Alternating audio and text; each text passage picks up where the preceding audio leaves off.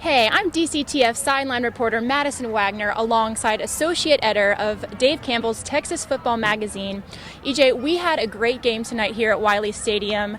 What were your thoughts on tonight's game?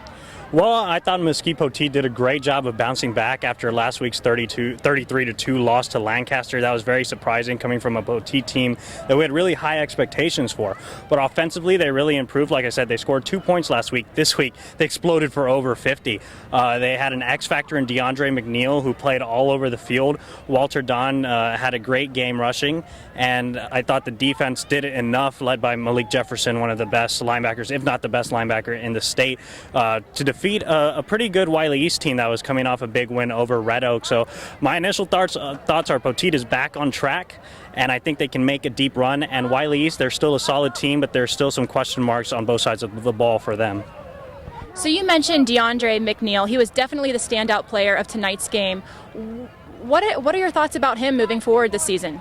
Well, DeAndre is a great player. What really stands out about him is his versatility. The fact that he can play anywhere on the field. I mean, whether it's wide receiver, wildcat quarterback, running back, linebacker, safety, this guy can do it all. He is an amazing player, and he's one of the top recruits in the nation, and it's not hard to see why. He's a big contributor for his team. I got to talk to him a little bit after the game, and he told me he's willing to do everything he can to get this team deep in the playoffs and make a run in December. And you also have, one of his good friends, Malik Jefferson, who's also a versatile player that played punter, receiver, and outside linebacker. I think the thing about Mesquite Poteet is they have a lot of athletes, and DeAndre and Malik are the two standouts that lead the way. Yes, definitely. And so tonight, the final score was 55-41. Let's look ahead to next week's game that we're going to cover at Tatum, the Buckeyes versus the Eagles. What can we expect from next week? Yeah, it's Beast Texas out there, as they like to say on social media.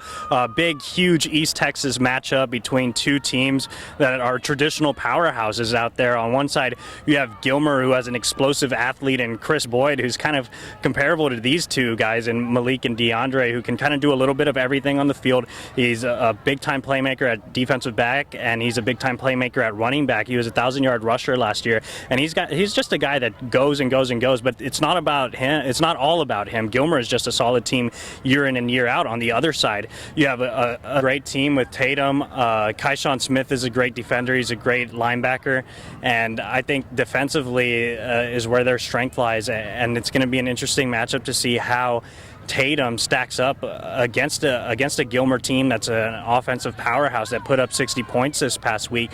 So it's going to be a good matchup. It's going to be interesting. It's going to be fun to see Smith and Boyd and all the other talented players that these two squads have.